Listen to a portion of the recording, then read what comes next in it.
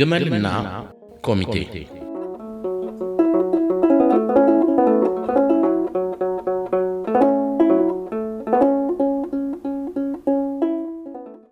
እንደ ወትሮው ሁሉ በነሳኒ ቤት ዛሬም ምሽቱ ሞቅ ደመቅ ያለ ነበር።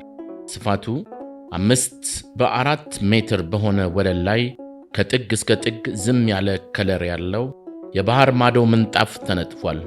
አረቢያን መጅልስም ከነ ሙሉ ግርማ ሞገሱ ቦታውን በክብር ይዟል። እንዲሁም አጫጭር መከዳዎች የክፍሉን ሰፊ ቦታ ለሌላ ግልጋሎት በመተው በሚመስል መልኩ ግድግዳውን በውበትና በኩራት ተደግፈው ይታያሉ። በዚህም ለክፍሉም የተለየ ውበትን አጎናጽፈውታል። የቤቱ የበኩር ልጅ ረሂማ ሳሎኑ መሃል ፍሙ ትርክክ ብሎ ከሚታየው ከሰል ላይ የተቀመጠውን የቡና ጀበና አንስታ የበለጠ ትልቅነቱን አጉልተው ከሚያሳዩለት ሚጢጥዬ ሲኒዎች አጠገብ አኖረችው። እሷ ከመድረሷ በፊት ያለ ከልካይ የጀበናውን ክዳን ሽቅብ ወደ ላይ ካልገፈተርኩ በሚል የሚንቦለቦል የቡና እንፋሎት አሁን አደብ ገዝቷል። ክፍሉን በጥሩ መዓዛ እያወደ ያለው የትኩስ ቡና ቃና ከቤቱ ወጥቶ አካባቢውን ለማዳረስ የተጣደፈ ይመስላል። ማንንም ፈቃድ ሳይጠይቅ በትንሹ ገርበብ ብሎ በተከፈተው የሳሎን በር በኩል እየተትጎለጎለ ይወጣል። ረሂማ የተደረደሩት ትናንሽ ነጫጭ ቡና ስኒዎች ላይ ቀደም ብሎ የተዘጋጀውን ወተት ባናቱ ስታደርግበት በካፍቴሪያ የሚዘጋጀውን ካፌ ላቴ የሚያስንቅ ሆኖ ተገኘ። ማኪያቱ የሁሉም አድናቆት ነበር። በቅድሚያ ለአባቷ፣ አስከትላም ሁሌም ከፊቷ ፈገግታ ለማይለየው እናቷ ሰጠች። ቀጥላም ና ቡና ጠጣ ባይባልም በተመቸው ጊዜና ሰዓት ከቤታቸው የተገኘ ጀማውን ለሚዘይረው ናትናኤል አስያዘች። ናቲ አዘውትሮ ከሚቀመጥበት የሳሎኑ ጥግ ላይ ተመቻችቶ ተቀምጧል። 2 እግሮቹን አጠላልፎ ስለተቀመጠ ማኪያቶውን ለመቀበል ብድግ ለማለት ቢፈልግም አልሆነለትም። ይህንን ያስተዋለችው ዘቤዳ ኧረ ናቲ ቁጭ በል ተቀብለሃለች አለችው። እሱም እጁን ዘረጋ። ረሂማ ቡና መድገም እንደሚቻል ማስታወቂያ እየተናገረች የቡናው ዝግጅት መነሻ ወደ ሆነው የሳሎኑ መካከለኛ ቦታ መራች። ናቲ በየመሃሉ የቀረበለትን ትኩስ ማኪያቶ ፉት እያለ የሞቀውን ጨዋታ በግማሽ ልብ ቢያዳምጥም አይኖቹ ግን ፊት ለፊት ባለው ባለ 42 ኢንች ቴሌቪዥን ላይ እንደተተከሉ ነበር። በሁለት ግድግዳዎች ማዕዘን መሃል በተለይ ዘናጭ ዘመናዊ የቴሌቪዥን መስቀያ ተደግፎ ደረቱን ለሳሎኑ የሰጠው ቴሌቪዥን የሳሎኑን ትዕይንት የሚከታተል ይመስላል።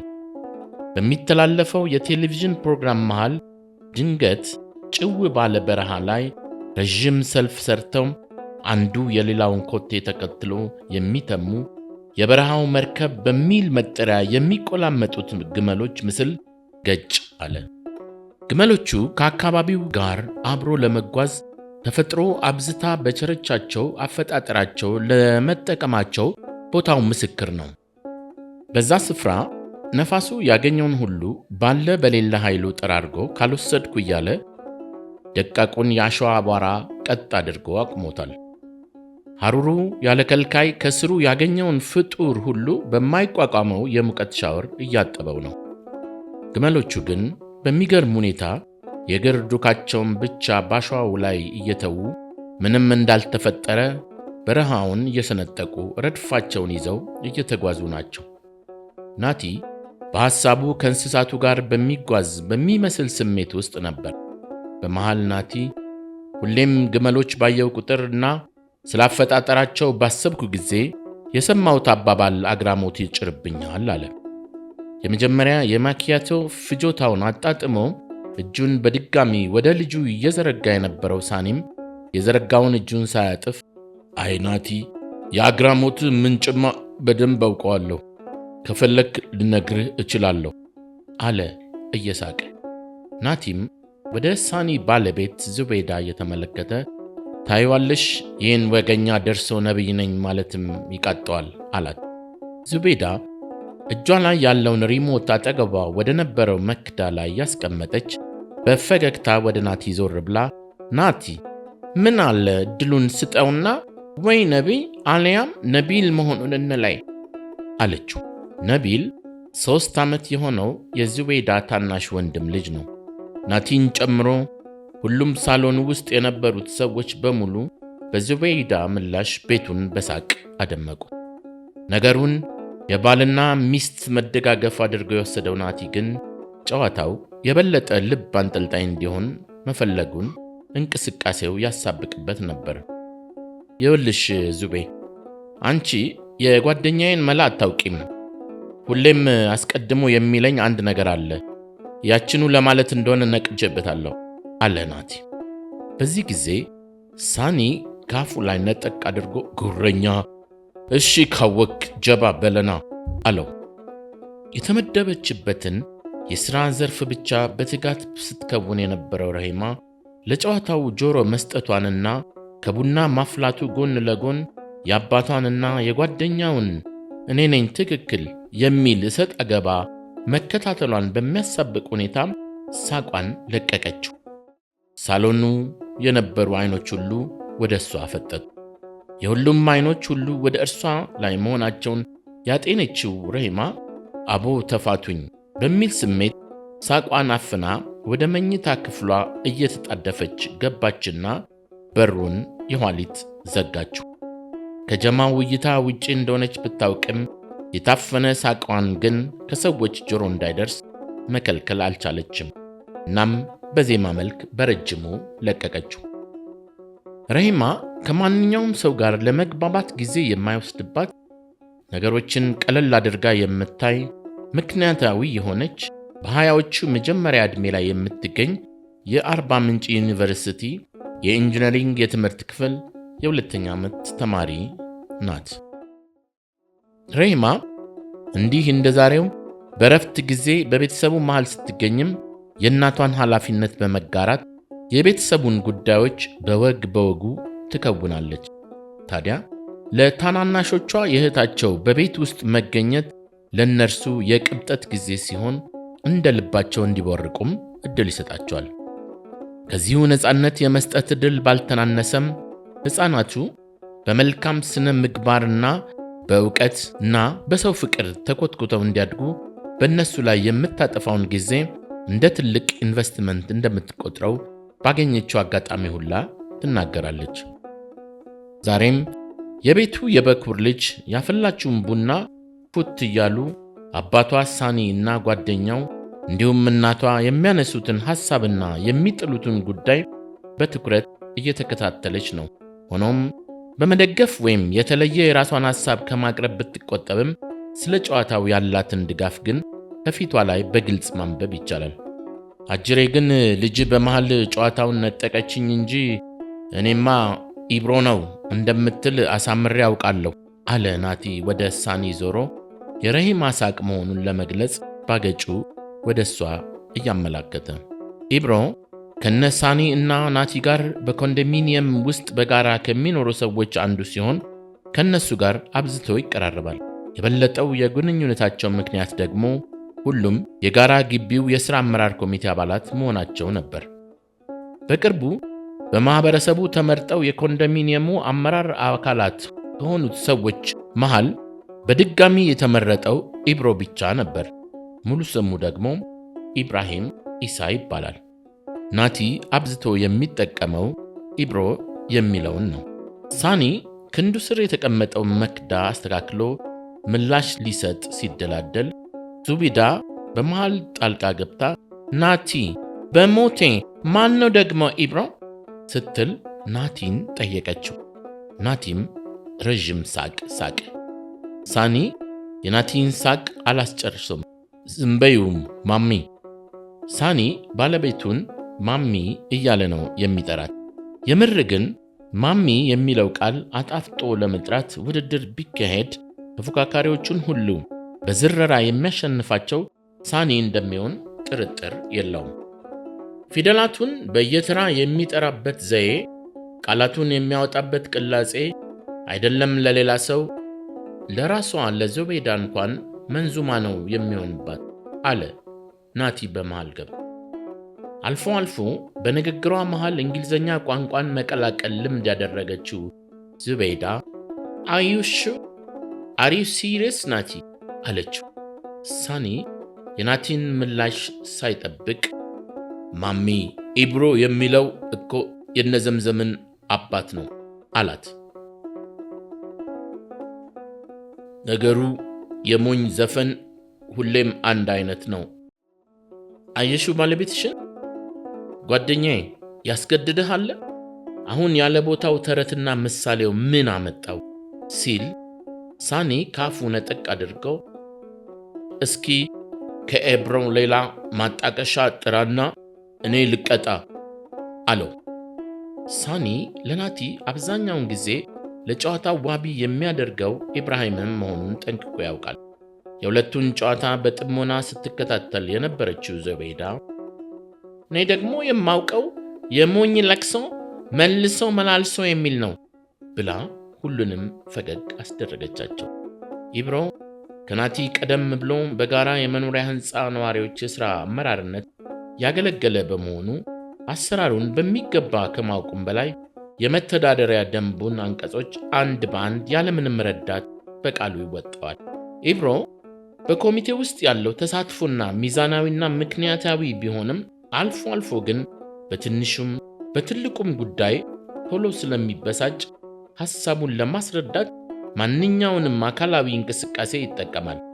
በአብዛኛው ግን ጠረጴዛውን በቡጢ ይቀመስልህ የሚለው ተግባሩ ጎልቶ ይታወቃል።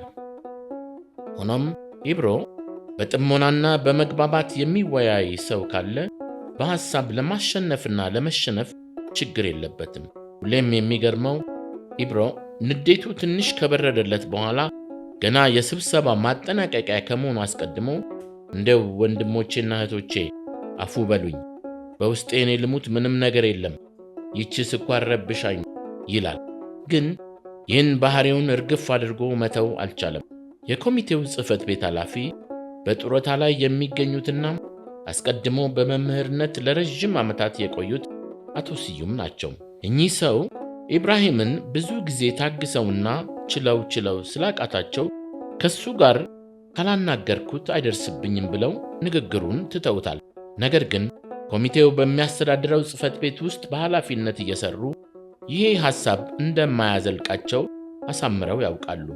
አሁን ላይ ግን እንደ ጊዜያዊ መፍትሔ እየተጠቀሙበት ይገኛሉ። ኢብሮ በተፈጥሮው ሰው ዝም ሲለው የሚጨንቀው ነው። አንድ ወቅት ከስብሰባ በኋላ አቶ ስዩምን እባኮ ዝም አይበሉኝ፣ ካጠፋው አፉ በሉኝ ይላቸዋል። አቶ ስዩምም መቼ ተነጋግረን ነው ይቅርታው ቢሉት ያው እንደሚያውቁት ቶሎ ግንፍል እላለሁ አላቸው። አንድ ቀን አቶ ስዩም ዝም ብለው እያዳመጡት ነበር። በመሃል ያቺ ስኳር ብሎ ሳይጨርስ ከአፉ ነጠቅ አድርገው በቃ አቶ ኢብራሂም አሉት። ፊታቸው ላይ ምሬት ይታይባቸዋል። እስከ መቼ ነው ያንተ ስኳር ከፍ ባለ ቁጥር ደግሞ ምን ሊለይ ነው ብዬ የምሳቀቀው? ከቻልክ አንደኛውን ይህን የኮሚቴ ሥራ ትተህ ከሐኪምህ ጋር ተመካክረህ አረፍ ብትልበት ይሻላል ብለው ተሰብሳቢውን ፈገግ አስብለውታል። የዛን ቀን የሚገርመው ኢብሮ ራሱ ከልቡ ሲስቅ ነበር። ሳኒ ደስ በሚል የጁስ መጠጫ የቀረበለትን ተጨማሪ የፓፓያ ጭማቂ አንድ ጊዜ በደንብ ሳብ አደረገና እኔ እምልህ ናቲ፣ ታዲያ ኢብሮ ካልሆነ ማን ነው ንገረና አለ። የናቲን መልስ በጉጉት በመጠበቅ ዙቤዳም አከታትላ ፕሊስ ናቲ፣ ሰርፕራይዝ ልታርገን እንዳይሆን ብቻ ማን ነው ግን በእናትህ አለች። የናቲ ገጠመኝ ግን ፍጹም ባልጠበቁት መልክ ነበር። የናቲ የቅርብ ጓደኛ ነው፣ ካሳሁን አዲስ ይባላል። ከናቲ ጋር ከ10 ዓመታት በላይ ይተዋወቃል። ናቲ በሰራባቸው ድርጅቶች ውስጥ በተለያዩ አጋጣሚዎች በቁጥር በርከት ያሉ ኮሚቴዎች ውስጥ ከተራ አባልነት እስከ ዋና ሰብሳቢነት የመሳተፍ ዕድል ገጥሞታል። ናቲም የጓደኛውን አባባል ትዝ ስላለው ነበር አስቀድሞ በቴሌቪዥን ስክሪን ውስጥ ያያቸውን ግመሎች ከስክሪኑ እስኪጠፉ ድረስ አይኑን ሳይነቀል የተመለከታቸው። በየትኛውም ተቋም ውስጥ የማንኛውም ኮሚቴ አባላት ቁጥር ሙሉ በሙሉ በሚባል መልኩ ጎደለው ቁጥር መሆኑን አስተውለህ ታውቃለህ? የሚለው የካስሽ ምልከታ ይዞት የሚያነሳው ትንታኔ ሁሌም ይገርመኛል አለ ናቲ። ካሳሁን አዲስ ምን ይላል መሰለህ? ለእኔ ግን ከቁጥራቸው ይልቅ ሰዎቹ የሚያመነጩት ሐሳብና የሚያራምዱት ፍልስፍና ጎደለነቱ ያመዝንብኛል አለና ናቲ በዛው ቀጠለ። በአብዛኛዎቹ የኔ እምነትና አስተሳሰብ ብቻ ትክክል ነው የሚል በራስ ፍቅር ኢጎ ውስጥ የወደቀ የኔነት ስሜት የተጠናወታቸው ናቸው። ሌሎች ደግሞ በደበው ካልደገፏቸው የአምባገነንነት ባህሪን ይረጩብሃል። የተሻሉ ናቸው ብለህ የምታስባቸው እንኳ ካቀረቡት የእነሱ ሐሳብ በአሳማኝነቱ በልጦ በወጣ በአብዛኛው ድምፅ አይገዙ። ሐሳቤ እኮ ገዢ ነበር በሚል የተሟላ ጎደለው ስሜት ሲናጡ መታዘብ የተለመደ ነው። ስለጎደለው አስተሳሰባቸው የማይጨነቁ ብቻ በጎደለውም ቢሆን አሸናፊ ለመባልና ለመሆን የሚፈልጉ የበዙበት ነው የሚለው ካሳሁን አዲስ ቅርቤ ያለ ያህል ይሰማኛል አለ ናቲ። ናቲ ሳኒ በአንድ በኩል ከተቀመጠበት ስፍራ ጠጋ እያለ ሌላ የካስሽን ቀልድ ደግሞ ላጫውትህ ብሎ ፈገግ አለ። ጓደኛዬ ምን ይላል መሰለ? ግመል እንዲህ ስሉ ለኮሚቴ አባላቶች ብትነግራቸው የተወላገደች አጭር ቁመት፣ ያልተስተካከለ ጭራ፣ ሻኛ የጎደላትና አንገት ይኑራት አይኑራት በማይታወቅ ሁኔታ ስለው ይሰጡህና ግመል ናት ይሉሃል ብሎ ሳይጨርስ ሳሎኑ በሳቅ በአንድ እግሩ ቆመ። ናቲም ሳቁን አጅቦ ከተመለሰ በኋላ እንግዲህ የዚህ ወዳጄ ተጽዕኖ አግራሞቴን ስለሚጨርብኝ ነው ግመል ባየው ቁጥር ሐሳቤ የሚሰረቀው ብሎ አንዴ ሳኒን ሌላ ጊዜ ደግሞ ዙቤዳን በየተራ ተመለከታቸው። ናቲ አለችው ዙቤዳ ሌባ ጣቷን ወደሱ እየጠቆመች። ጓደኛህ የተለያዩ ቦታዎች ላይ በኮሚቴ አባልነት ተሳትፏል ብለሃል? አዎ አለ በኩራት። እኔ የምልህ ለሱና ለኮሚቴው ይህ አይነት ዕድል ቢሰጣቸው እንዴት ይስሉ ነበር አለችው። ያልጠበቀው ጥያቄ ስለነበር እኔ እንጃ አለ። ቀጠለች። እሺ ናቲ አንተስ ብትሆን ኖሮስ? አላስጨርሳትም። ኧረ ኔቴ በሚል መልኩ ሁለቱንም ትከሻዎቹን ወደ ላይ ሰበቃቸው። ያረቢን እንደኛ ጎድሎ ማብዛት የምር ፈጣሪ ምሯታል። ከሳሊዎቹ መሃል አንዱ አንተ ወይም ጓደኛ ብትሆኑ ይታይሃል። ሻኛው አሁን ከሆነው በላይ የኤሊን ድንጋይ የሚበልጥ። ሳቋ እየታገላት መለሰችው። በመሃል ሳኒ አስታፍሩላ አለ እንኳንም ያላደረገው በሚል ስሜት።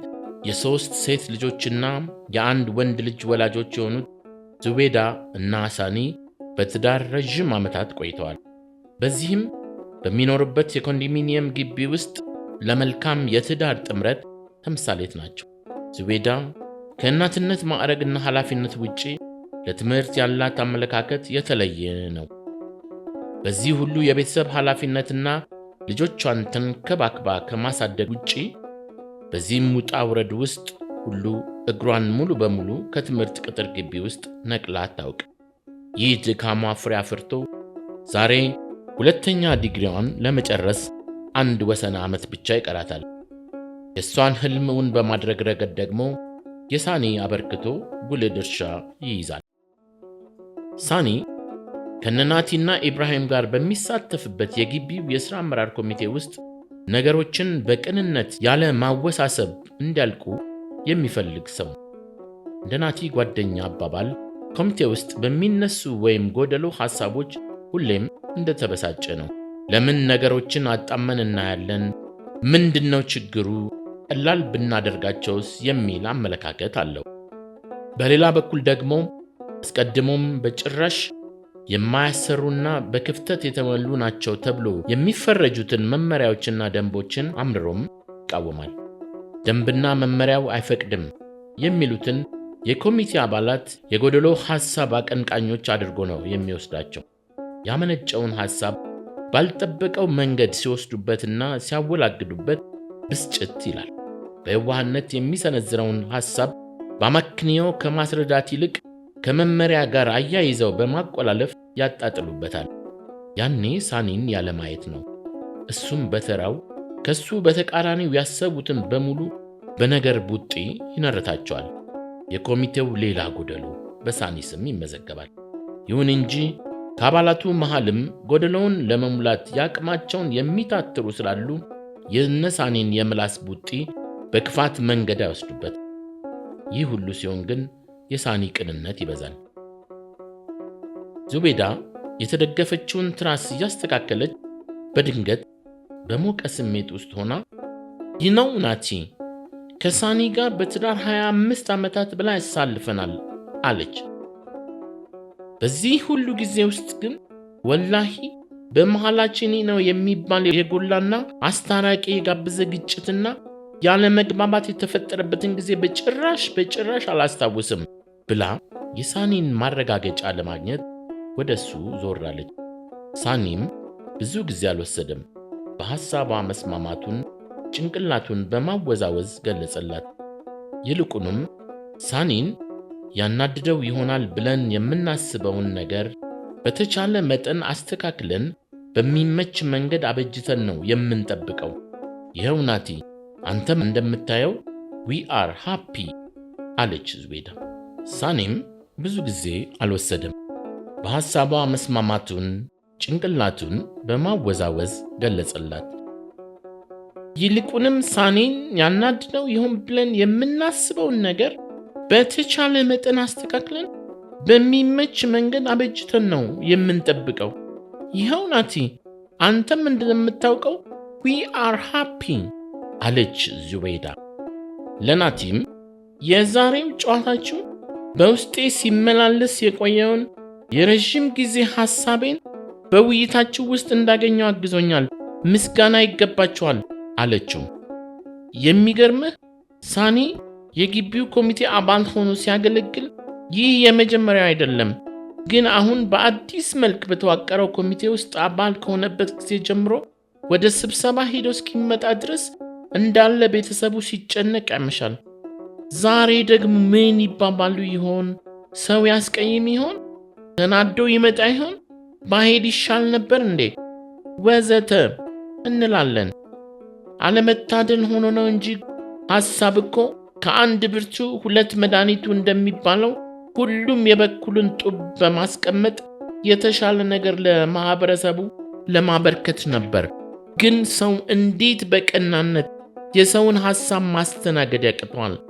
ምንም እንኳን ሰው መልካሙን ልምድ ለሌላው አካፍሎ ጥሩ እድገት ይኖራል የሚል እምነት ቢኖረኝም በዚህ አይነት ግን ሶሪ ናቲ አይ ዳውት አለች ዙቤዳ። ናቲም በግርምት እየተመለከታት እውነት ነው ዙቤ፣ እኔም የ50 ሎሚ ምሳሌን ነው የምደግፈው። ሸክሙን ለማቃለል ለእያንዳንዱ ማካፈል፣ ጌጡን በጋራ ማድረግ ነው አላት። ቀጠለናም ሆኖም ሎሚውን ለመቀበል የማይፈልጉትንና የጋራ ጌጡን የሚያደበዝዙ ጎደሎ አስተሳሰቦችን ጊዜና ቦታ ሳይሰጡ ማረም፣ ማስተካከል እንዳለብን ይሰማኛል አለ ወደ እሷ ዞሮ።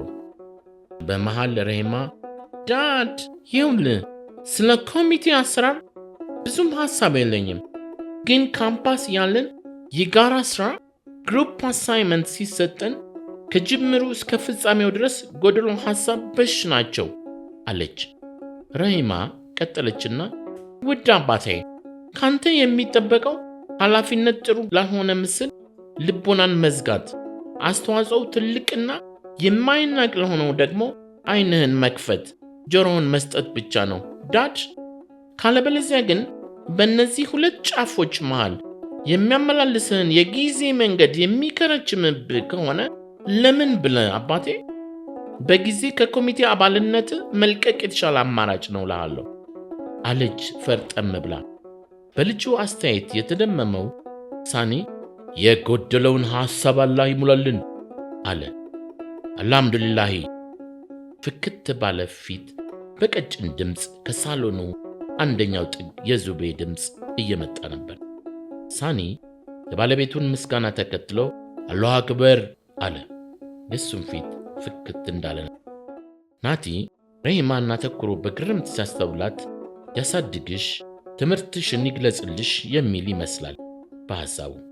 ከዛም አንዴ ሳኒን ሌላ ጊዜ ደግሞ ዙቤዳን እየተመለከተ በይገርማል ስሜት ጭንቅላቱን በመነቅነቅ ይህን ያህል ችግሩ ከኛም አልፎ ቤት ድረስ ይመጣል ብዬ አላውቅም ነበር ብሎ በረዥሙ ተነፈሰ።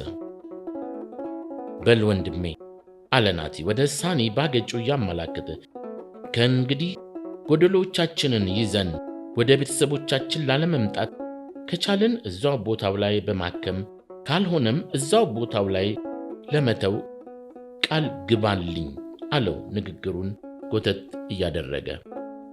ናቲ እስኪ የሌሎቹን የኮሚቴ አባላት ባህሪ ንገረኝ።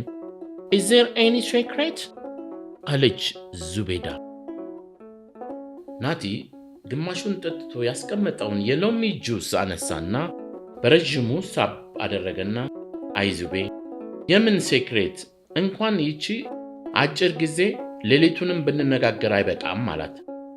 ከዛም ከማጓጓት ጥቂቱን ልንገራት በሚል ስንት ሰው አለ መሰለሽ የሚፎክር፣ ስብሰባውን ረግጬ ካልወጣው ባይ፣ እጁን በንዴት የሚያወናጭፍ፣ በትዝብት ተመልካች ማስጠንቀቂያ የሚሰጥ ገላጋይ፣ ኧረ ስንት ለረዥም ጊዜ የተጠራቀመ ጎደሎ በዚህ ትንሽ ጊዜ እንዴት ላጫውትሽ እችላለሁ አላት በጥያቄ።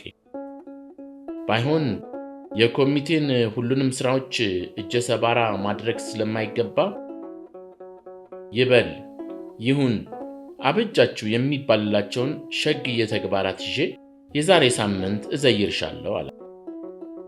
አቶ ናትናኤል ይነበብ፣ ይህን ያህል ጊዜ ወስደንማ ሳንግባባ የምን ቀጠሮ ነው ብላ ሳትጨርስ አመሰግናለሁ ከነሙሉ ስሜ ስለጠራሽኝ ብሎ በመሃል አቋረጣት።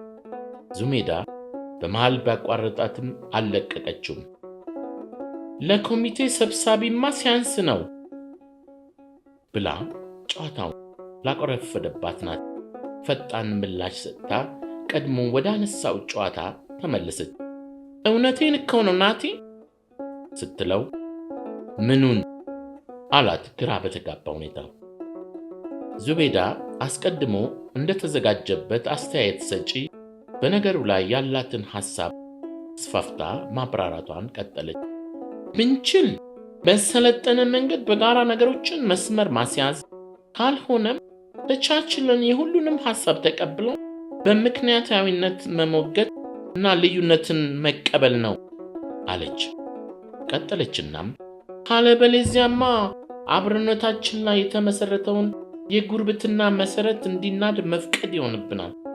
በስህተትም ይሁን በብስጭት እንዲሁም በሆደ ባሻነት ስብሰባ ረግጬ ካልወጣው ብለው ሰው ማስቸገርን መተው፣ እንዲሁም አለጥፋቱ የሚናገረውን ጠረጴዛ በቡጢ የመደለቅ ሱስን መገደብና አደብ ማስገዛት ስትል በዙቤዳ አባባል ሳሎኑ ቤት የነበሩት ሰዎች ሳቅ በሳቅ። በዚህ ጊዜ ናት በሉ ጎረቤቶቼ፣ ከዚህ በላይ የምር የሀገሪቱ የኮሚኒኬሽን ባለስልጣን ራሱ ማብራሪያ የሚሰጠን እያለ አስቀድሞ በሩ ስር ያስቀመጠውን ነጠላ ጫማ እያነሳ ወደ በሩ አመራ። ኧረ ናቲ ቆይ ልሸኝ አለ ሳኒ። ወንድም አለም ችግር የለም አለ ናቲ። ዙቤዳም በእናት ናቲ ጁሱን እንኳን ድገም አለችው ከመቀመጫዋ የተነሳች። ከዚህ በላይ አላህ ይስጥልኝ ቤተሰቡን ይባርክ አለ። ጋሽ ናትናኤል እንደ በቁም አንድ አባባል ትዝ ያለኝ አለና ፕሊስ ብላ ረሂማ አስቆመችው። መስማማቱን እንኳን በወጉ ሳትጠይቅ አባባሉ ምን መሰለ ብላ ጀመረች። The donkey becoming a camel drawn by the committee የሚል ብላ እየሳቀች ጠየቀችው። ለመውጣት በቋፍ የነበረው ናቲ ሶሪ ትንሿ፣ ይሄኛው ኮርስ ለሚቀጥለው ሴሚስተር ይሆንልኝ፣ ግን አንቺ ባለቀ ሰዓት ይህ መልስ ምት ይገባል አለና እየሳቀ ጠየቃት። ወላሂ ጋሽ ናቲ በፍጹም እንደዛ አስቤ አይደለም፣ ጀስት ሪፍሌክሽንህን ለመስማት ጓጉቼ ነው አለች። ምነው ቀደም ብዬ ባነሳሁት በሚል ስሜት ውስጥ ሆና። ችግር የለውም አላት። ናቲ በግማሽ ወደ እሷ ዞሮ እየተመለከተ የውጭውን በር ከፍቶ ቁልቁል ደረጃውን ሲወርድ ከሳሎኑ የሚወጣው ይስሐቅ ደቦ ከጀርባው እየተከተለው ነበር። በተለይም የዙቤይዳ ቀጭን ሳቅ ሲሰማ ፈገግ ብሎ ፈጣሪ የሁላችንንም ጎደሎ በመሙላት ይረዳን ዘንድ የሱ ፈቃድ ይሁን አለ።